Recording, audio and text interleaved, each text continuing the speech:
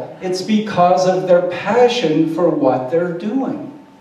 And so, if we want to be part of this system, we have to have that passion. And yet, it was killing Amir. And so, he, one day, trying to relax, decided to take this walk out into this forest that was near the town. And as he's walking along, he comes across this very old man who he recognizes as the forest hermit. This man had gone out into the woods decades ago and just lived there and had become a very spiritual, very advanced being, if you will. And so he sees this man and bows to him and says, "Please, wise one, help me, because my passion for all that I'm doing is killing me." And so the hermit said, "I have spent many decades out here in these woods to learn truth and to embody it, and I'm going to help you with that." And so what he did, he said, what I learned was, as you said, these passions kill us. And so I have learned total peace. And it's taken me decades out here in the woods, in the wilds, by myself, to learn this peace and bring it into me. But I also can give it to you. And so he walked up to Amir, and he places his hand on his heart. And Amir closes his eyes, and when he opens them, the hermit's gone. And he goes back home, and people immediately can see the difference in him. He doesn't look strained. He doesn't look like he just can't deal with it. But what they also see over time is he's not reacting like he did. So the kids are running around the house wild, and he's okay with that. And one of his managers from a business said, "Oh, this huge shipment we had was coming over the sea, and there was a storm, and we lost it all." And he didn't get stressed, and he didn't lose his composure over that. But as things developed, there was a problem. Because the businesses were losing all of this money, and he was okay with that because he was peaceful. And the children were getting worse and worse, but he was all right with that because he was peaceful. And the house was falling apart, and he wasn't dealing with anything because his mind, his whole soul was on the infinite. And the Tao Te Ching says, we observe the world without passion when we want to see its essence. And so the hermit had touched his heart and put this infinite peace inside him, but he was no longer dealing with the things of his life that required the passion to do that. And so eventually,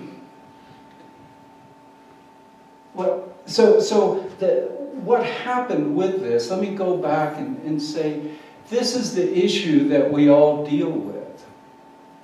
And his wife said, you know, we can't have this. I'm going to take you back out into the forest. We're going to find this hermit. Because you see, life is like that. Jean, not the Amir's wife, but my wife,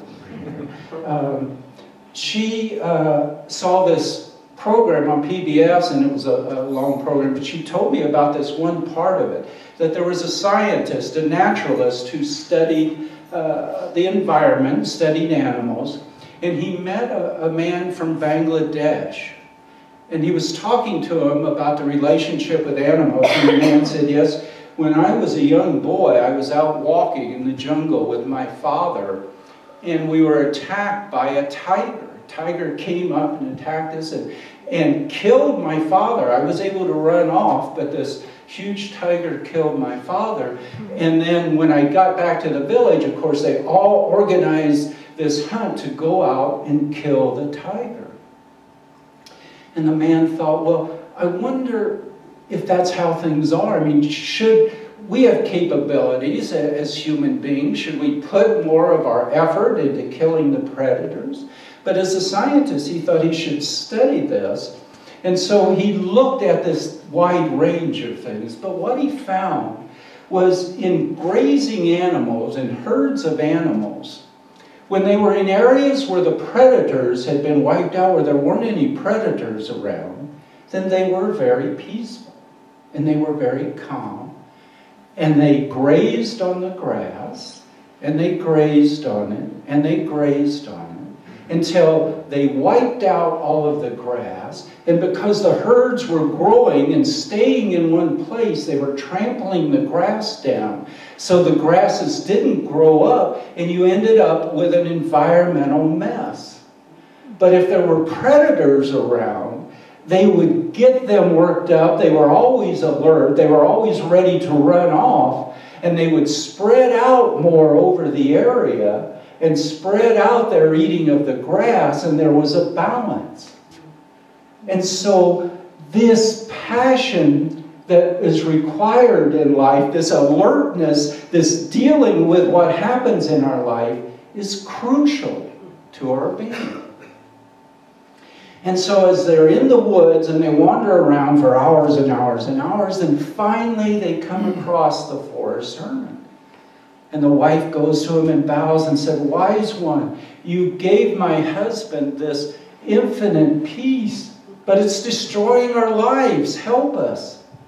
And he said, "You know, I've lived in this forest for decades, and I live out here peacefully, not interacting with anyone. And this peace is what is best for me. But I understand that your husband is still dealing with the world. And so I need to give him another gift."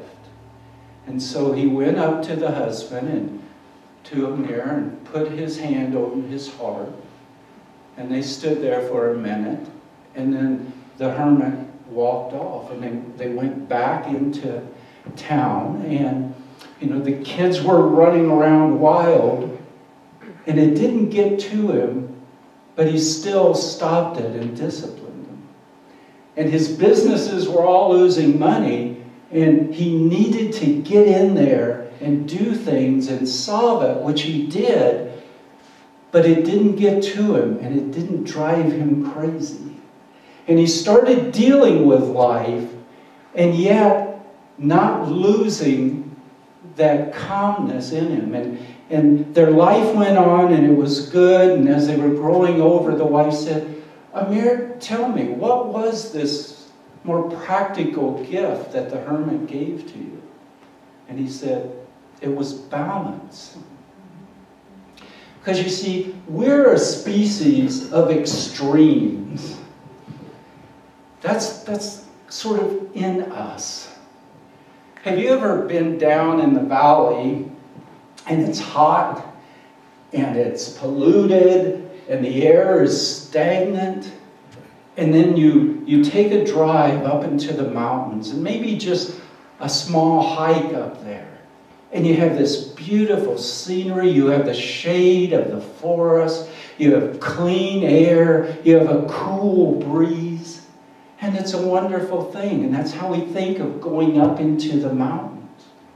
Well, Gina and I have also been watching some PBS specials on climbing Mount Everest. And you know, they spend years preparing. They have to commit 2 or 3 months in the actual climb.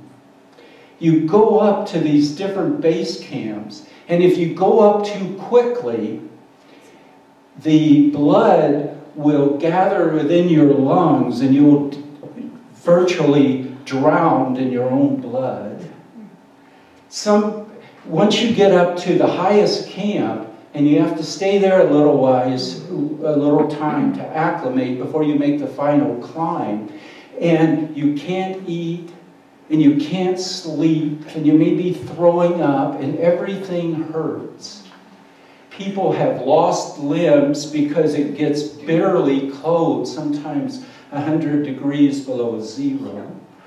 A few people have climbed without oxygen, and they've done some tests on them and shown that brain damage has been occurring. 150 climbers have died. Many of them they couldn't bring down. And so if you climb Mount Everest in that last stretch, there will actually be bodies off to the side, frozen in the ice.